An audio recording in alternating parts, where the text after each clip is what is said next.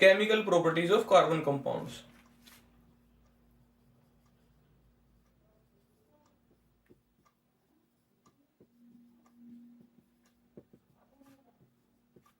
Chemical properties of carbon compound, सबसे पहली जो प्रॉपर्टी है वो है कंबशन। कंबशन को हम और क्या कह सकते हैं, burning.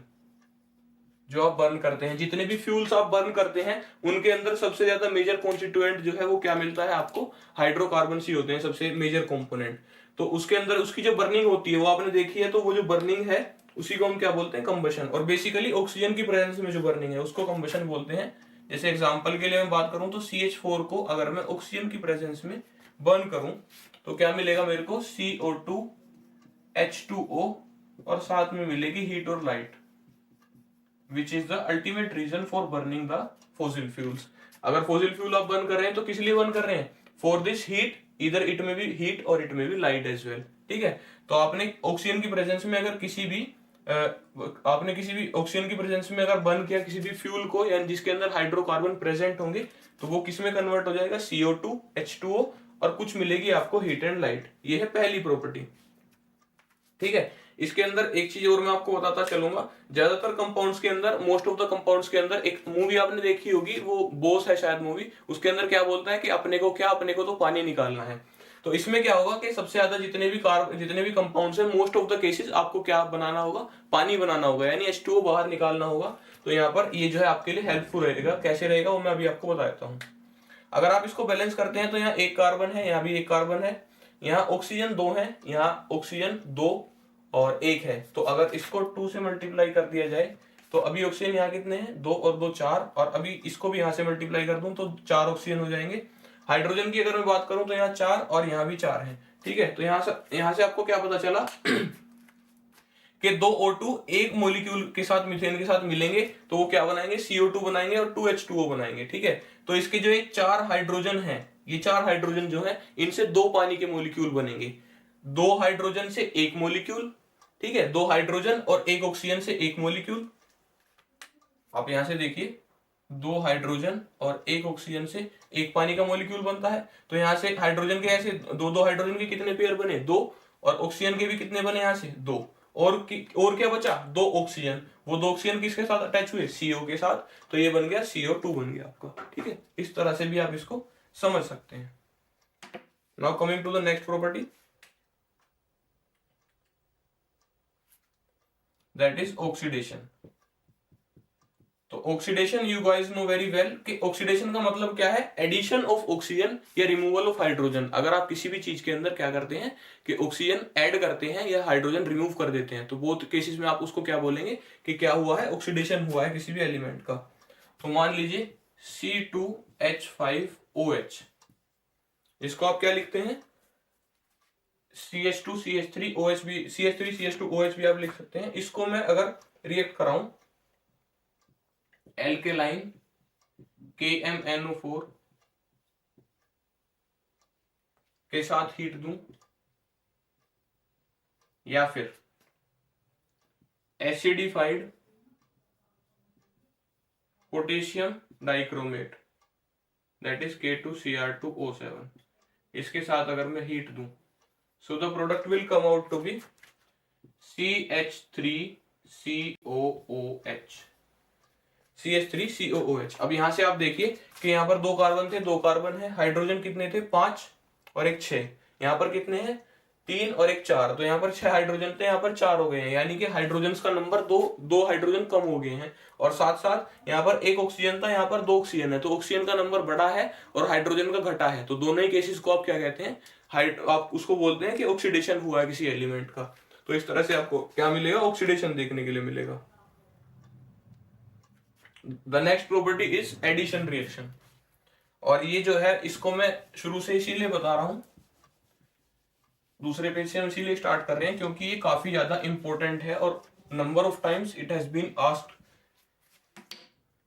With different name as well. सिर्फ एडिशन ही नहीं, इसको आप और क्या क्या बोलते हैं वो मैं बताता हूं। एडिशन के अलावा आप इसको बोलते हैं हाइड्रोजिनेशन,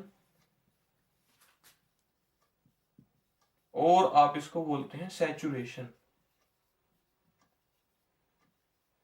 ये सभी इसी के नाम है, और अगर कभी भी इस नाम से आप, तो ये एडिशन रिएक्शन जो है थर्ड प्रॉपर्टी आपकी कार्बन कंपाउंड्स की, ये काफी ज्यादा इंपॉर्टेंट है। इंपॉर्टेंट क्यों है और कैसे पूछी जाती है मैं उसके रिगार्डिंग आपको बताता हूं। तो ये आपका कोई भी कार्बन कंपाउंड है जो कि अनसैचुरेटेड है, यानी डबल बॉन्ड इसके अंदर प्रेजेंट है, और इसके साथ हमने रिएक्ट कराया H2 को, आप डायरेक्टली भी लिख सकते हैं, निकल और पैलेडियम की प्रेजेंस में। तो क्या होगा कि ये इसका डबल बॉन्ड टूट जाएगा और इससे दो वैकेंसीज क्रिएट होंगी जिनको ये हाइड्रोजन ऑक्यूपाई कर लेंगे। ठीक है, ये अनसैचुरेटेड कंपाउंड था, यानी डबल बॉन्ड था, कार्बन कार्बन डबल बॉन्ड, और इसमें क्या हुआ, जब हमने हाइड्रोजन से रिएक्ट कराया तो इसने डबल बॉन्ड को ब्रेक करके और ये सिंगल बॉन्ड बना लिया, जिससे कि दो वैकेंसीज क्रिएट हुई, और वो दो वैकेंसी किसने फिल करी, हाइड्रोजन ने, एक यहाँ पर और एक यहाँ पर। तो ये बन गया, अभी यहाँ पर ये क्या था, सैचुरेटेड अनसैचुरेटेड कंपाउंड था यानी कि डबल बॉन्ड वाला, और यहाँ पर ये सैचुरेटेड हो गया कंपाउंड। तो इसीलिए आप इसको सैचुरेशन भी कहते हैं। साथ साथ आप इसको एडिशन रिएक्शन भी कहते हैं क्योंकि इसके अंदर एडिशन हुआ है, और हाइड्रोजनेशन रिएक्शन भी कहते हैं क्योंकि हाइड्रोजन को ऐड करा है। तो ये तीनों नाम है इसके, किसी भी नाम से पूछ सकते हैं। इसकी इंपॉर्टेंस क्या है, इंपॉर्टेंस ये है कि जो वेजिटेबल ऑयल्स हैं उनको घी में कन्वर्ट करने के लिए, ठीक है, जो आप वनस्पति घी देखते हैं वो वनस्पति घी ऐसे ही बनता है कि वेजिटेबल ऑयल्स होते हैं जो कि अनसैचुरेटेड कंपाउंड्स होते हैं, उनको आप क्या करते हैं, सैचुरेट करते हैं, यानी हाइड्रोजन के साथ रिएक्ट कराते हैं, सो वो कन्वर्ट हो जाता है वनस्पति घी में। तो घी, ऑयल एंड घी इंडस्ट्री में जो है इसका यूज है काफी ज्यादा, इसीलिए ये इंपॉर्टेंट है और पूछा भी जाता है। ये हुई आपकी प्रॉपर्टी नंबर थर्ड। और जो लास्ट और फोर्थ प्रॉपर्टी है वो है सब्सटीट्यूशन। सब्सटीट्यूशन मतलब रिप्लेस करना, जब कोई एलिमेंट रिप्लेस हो। तो व्हाट हैपेंस हियर इज, एक मीथेन आपने ले लिया और उसके साथ रिएक्ट करा दिया chlorine in the presence of sunlight, तो ये कन्वर्ट हो जाएगा CH3Cl में और साथ में बन जाएगा HCl। ठीक है, ये यहां से क्या हुआ कि एक हाइड्रोजन जो है उसको रिप्लेस कर दिया एक क्लोरीन ने, क्योंकि क्लोरीन उससे ज्यादा रिएक्टिव होता है। तो CH3Cl आपको यहां पर मिल गया, और साथ में यहां से जो एक हाइड्रोजन निकला था और यहां से जो एक क्लोरीन बचा था उसने बना लिया HCl। तो ये जो है आपकी सब्स्टिट्यूशन रिएक्शन हो जाती है। तो जो आपके कार्बन कंपाउंड्स के जो सारी केमिकल प्रॉपर्टीज हैं वो चारों मैंने आपको अच्छे से करा दी हैं। आई होप ये आपको अच्छे से समझ आ भी गई होंगी। इसके बाद जो हमारा नेक्स्ट टॉपिक है वो है some important carbon compounds. Some important carbon compound, जिसके अंदर हम पहला कंपाउंड पढ़ेंगे इथेनॉल। क्या पढ़ेंगे पहला, इथेनॉल। इथेनॉल जो एक तरह का एल्कोहल है, एक तरह का क्या, वही एल्कोहल है इथेनॉल। ये है आपका पहला टॉपिक, जिसका कि अगर मैं बात करूं केमिकल फॉर्मूला तो C2H5OH। आई होप ये आप खुद भी बना सकते थे, क्योंकि इथेन है तो यानी कि दो कार्बन होंगे तो दो कार्बन C2H5, और OL यानी अल्कोहल ग्रुप का इसके बाद सफिक्स लगा हुआ है तो ये अल्कोहल ग्रुप से है तो एक OH लगेगा, आपको OH लगा हुआ मिलेगा। ठीक है, तो ये हुआ इसका केमिकल फॉर्मूला। इसके बाद अगर मैं इसकी फिजिकल प्रॉपर्टीज की बात करूं, फिजिकल प्रॉपर्टीज, तो फिजिकल प्रॉपर्टीज क्या क्या है, कंज्यूम्ड एज लिकर, यानी कि शराब जो पी जाती है वो क्या है, वो आपका इथेनॉल ही होता है। जो उसका मेजर कंपोनेंट है वो क्या है, इथेनॉल ही है। ठीक है, जो कई बार आपने सुना होगा कि कुछ ट्रेजेडीज हो जाती हैं, जो कच्ची शराब पीने की वजह से लोग मरते हैं, उसके अंदर क्या होता है, उसके अंदर कुछ अमाउंट में मिथेनॉल प्रेजेंट होता है, और मिथेनॉल जो है काफी ज्यादा पॉइजनस है और कंजम्पशन के लिए बिल्कुल भी यूजफुल नहीं है, बिल्कुल भी ये सूटेबल नहीं है आई वुड से। ठीक है ना, तो इसको कंज्यूम्ड एज लिकर। और दूसरा क्या है कि इसको मेडिसिन में यूज करते हैं क्योंकि ये एक अच्छा सोलवेंट भी है, मतलब चीजों को घोलने की क्षमता रखता है, इसके अंदर चीजें अच्छे से घोली जा सकती हैं, तो इसीलिए ये मेडिसिन में भी काफी यूज होता है। जो आपके कफ सिरप वगैरह है उसमें भी काफी यूज है इथेनॉल का। इसके बाद अगर मैं इसके रिएक्शंस के बारे में बात करूं तो सबसे पहली रिएक्शन जो कि सोडियम के साथ है,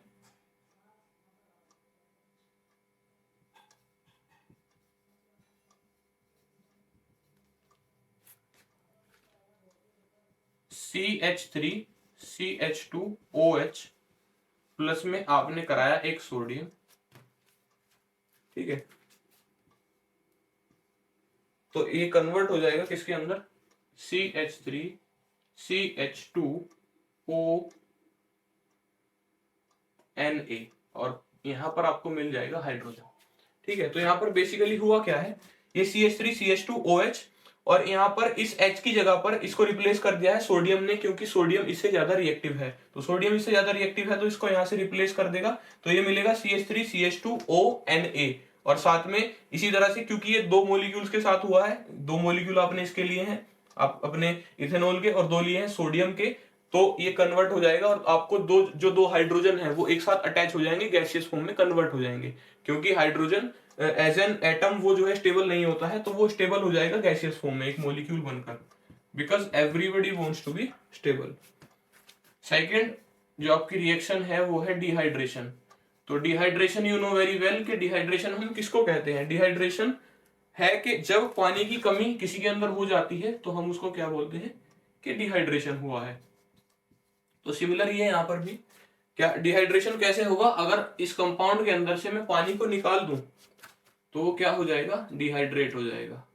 कहते हैं ना किसी एक मूवी के अंदर कि अपने को क्या है, अपने को तो पानी निकालना है, तो अपने को सिर्फ पानी निकालने से मतलब है, वो क्या करेंगे उसके अंदर वो देख लीजिए कैसे वो पानी निकलेगा। तो आपने करना क्या है, इथेनॉल के ऊपर खोलता हुआ, गरम और खोलता हुआ क्या डालना है, H2SO4 डालना है। तो भाई ऐसा अगर आप गरम और खोलता हुआ H2SO4 किसी के ऊपर भी डालेंगे तो उसका जनरली पानी निकल ही जाएगा। तो CH2 प्लस में H2O, ये CH2 क्या है, जब यहाँ से OH तो ये यहाँ से गया और एक हाइड्रोजन यहाँ से गया, तो CH2 बचा और CH2 बचा, और बॉन्डिंग हुई डबल, क्योंकि सिंगल बॉन्डिंग से कार्बन की वैलेंसी कंप्लीट नहीं होती। तो ये आपको मिल गया इथीन और प्लस में मिल गया वाटर। ये प्रॉपर्टीज हुई आपकी किसकी, ये प्रॉपर्टीज हुई इथेनॉल की, केमिकल प्रॉपर्टीज। फिजिकल आपने पढ़ ली, केमिकल आपने पढ़ ली। अभी जो नेक्स्ट कंपाउंड हम पढ़ेंगे वो है आपका इथेनोइक एसिड।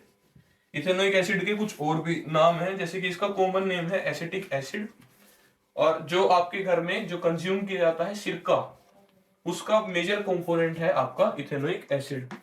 और सिरके का और कहाँ यूज होता है, यानी इथेनोइक एसिड का और कहाँ यूज होता है, इसका यूज है in the pickles as a preservative.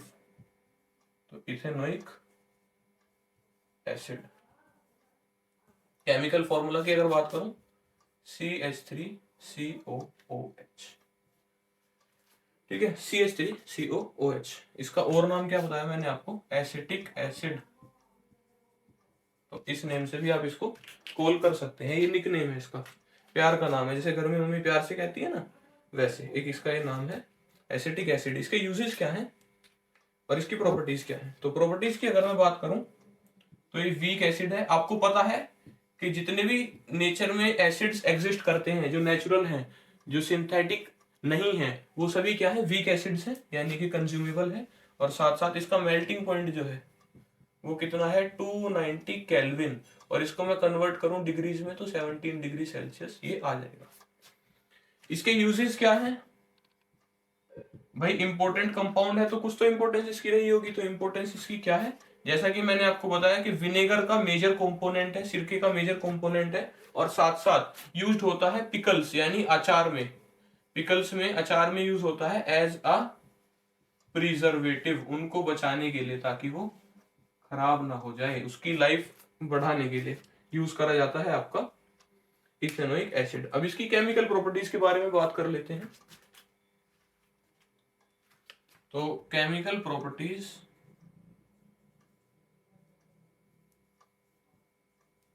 के बारे में अगर मैं बात करूं तो मेनली 3 केमिकल प्रॉपर्टीज हैं। तो first one is esterification. Esterification आपको मैं बताता हूं क्या है और क्या इसका यूज है। तो सबसे पहले तो एस्टर क्या है, एस्टर स्वीट स्मेलिंग कंपाउंड्स होते हैं। स्वीट स्मेलिंग कंपाउंड्स माने जिनकी स्मेल काफी ज्यादा स्वीट हो, अच्छी स्मेल हो, जो कि किसी चीज में आप किसी ईटिंग जो आपकी खाने की कोई चीज है उसके अंदर आप क्या कर दो, ऐड कर दो, तो एक उसे अच्छी स्मेल दे दे। तो वहां पर इसका यूज है, जैसे कि बिस्किट्स को स्मेल देने के लिए एस्टर्स का यूज किया जाता है।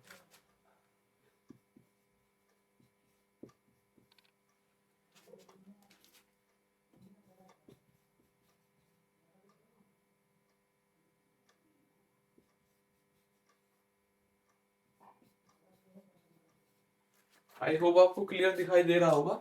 इसके बाद से हम अगला जो है नेक्स्ट पेज से शुरू कर देंगे। तो आपने क्या करा, यहाँ पर CH3COOH यानी इथेनोइक एसिड को रिएक्ट कराया CH3CH2OH यानी कि इथेनॉल से।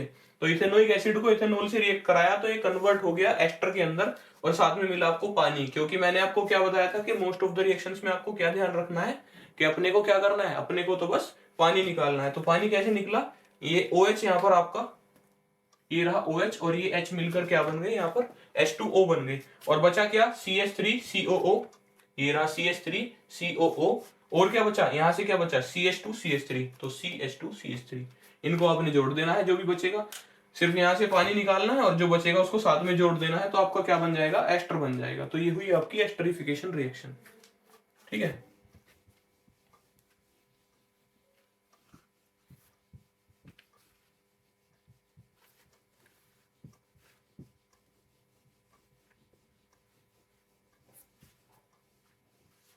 तो अभी केमिकल प्रॉपर्टीज हमने फर्स्ट वाली यानी एस्टरिफिकेशन डिस्कस कर ली है। सेकंड की हम बात करते हैं यानी कि रिएक्शन विद बेस। अब क्योंकि ये एसिड है तो आपको पता है एसिड और बेस की रिएक्शन को क्या कहते हैं, न्यूट्रलाइजेशन रिएक्शन। और न्यूट्रलाइजेशन रिएक्शन के अंदर होता क्या है, एक एसिड एक बेस रिएक्ट करके बनाते हैं सोल्ट और वाटर। वो एक दूसरे को क्या कर देते हैं, न्यूट्रलाइज कर देते हैं और बनाते हैं सोल्ट एंड वाटर।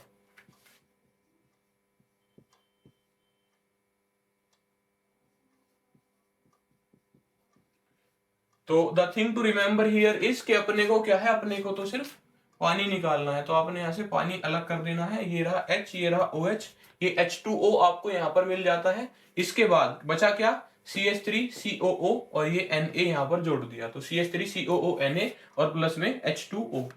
ये आपकी प्रॉपर्टी नंबर सेकंड थी। अभी प्रॉपर्टी नंबर थर्ड की जो कि लास्ट प्रॉपर्टी है उसकी बात कर लेते हैं। तो रिएक्शन विद कार्बोनेट्स और हाइड्रोजन कार्बोनेट्स। अब मैं आपकी नॉलेज के लिए एक बात और बता देता हूं कि जो कार्बोनेट्स या हाइड्रोजन कार्बोनेट्स हैं, they are also basic in nature. वो भी क्या है, नेचर में बेसिक होते हैं।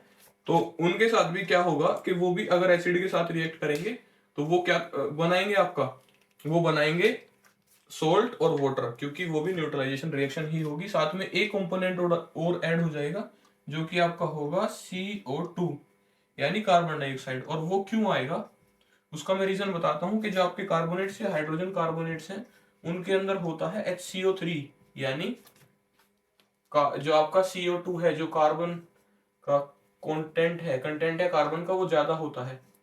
तो उससे बच जाती है आपकी एक CO2, एक सोल्ट और एक वाटर बनाने के बाद में। तो उससे जो है आपको एक CO2 एक्स्ट्रा मिल जाता है बस। Otherwise it will look like only a neutralisation reaction, H2O plus CO2। So this is your reaction. यहाँ पर क्या हुआ है, सबसे पहले आपको पता है कि आपने क्या करना है, पानी निकाल देना है। तो OH और H, ये रहा आपका H2O।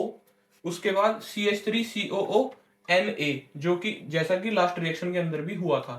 ठीक है, तो CH3COO Na और बचा क्या, देखिए H2O यहां से चला गया, यहाँ CH3CO है, आपको एक O और चाहिए यहाँ पर, तो वो आपने यहां से ले लिया।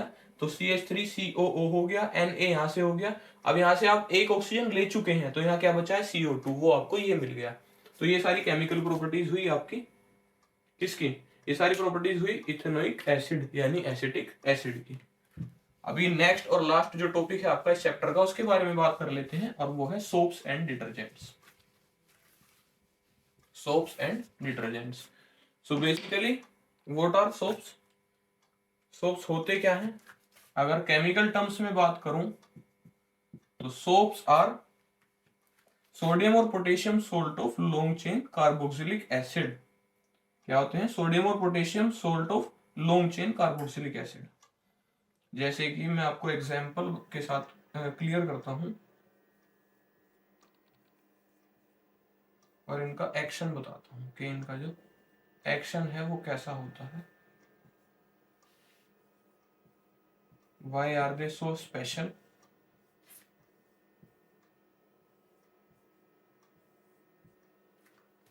ठीक है, ये है आपका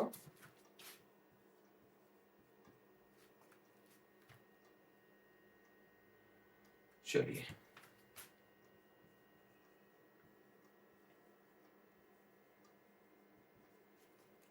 it will make things more clearer.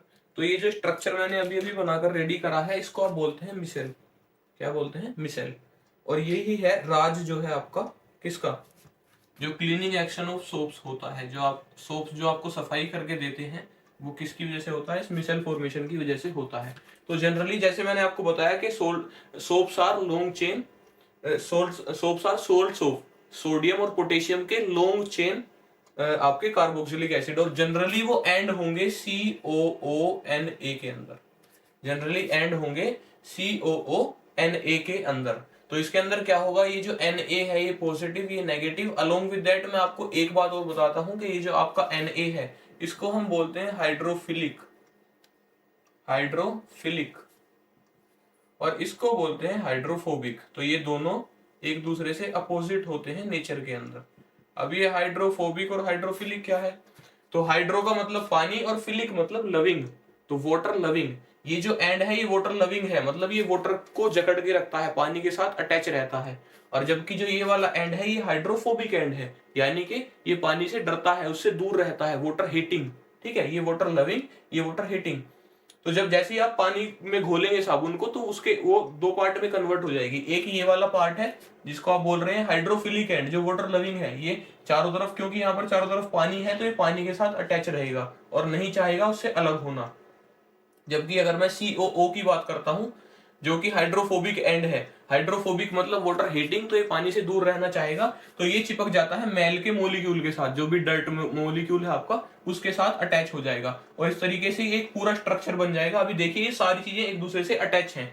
पानी से अटैच है Na से Na, और Na से अटैच है COO, और उस COO से अटैच है मैल। तो जैसे ही आप कपड़े को धोकर पानी निकालेंगे तो ये सारी चीजें बाहर निकल जाएंगी और आपके पास साफ कपड़ा बचेगा सिर्फ और सिर्फ। ठीक है, तो ये है सोप का क्लीनिंग एक्शन।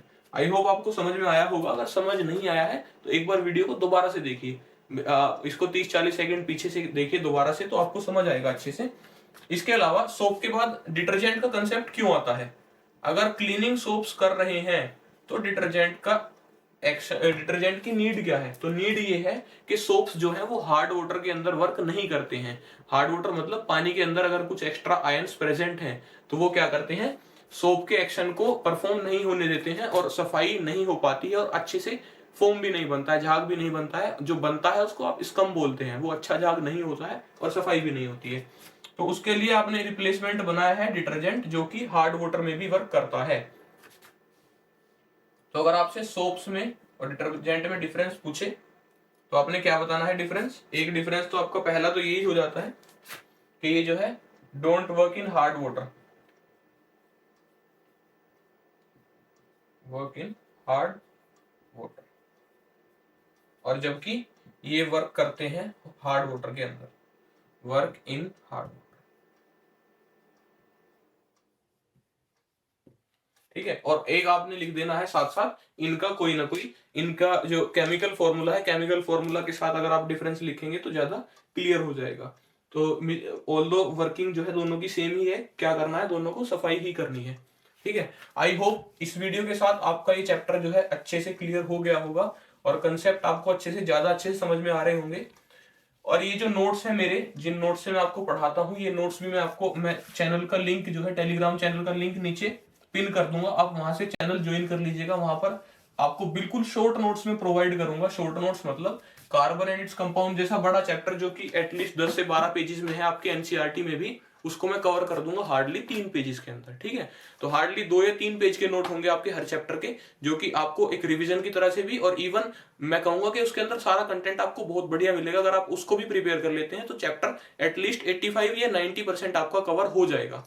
ठीक है, तो आपने वहां से देख लेना है। इसके अलावा अगर कोई रिव्यू है या कोई प्रॉब्लम है, कोई डाउट या क्वेरी है, तो वो आपने पोस्ट करनी है कमेंट्स के अंदर। वीडियो को लाइक कीजिए, चैनल को सब्सक्राइब कीजिए। Thank you.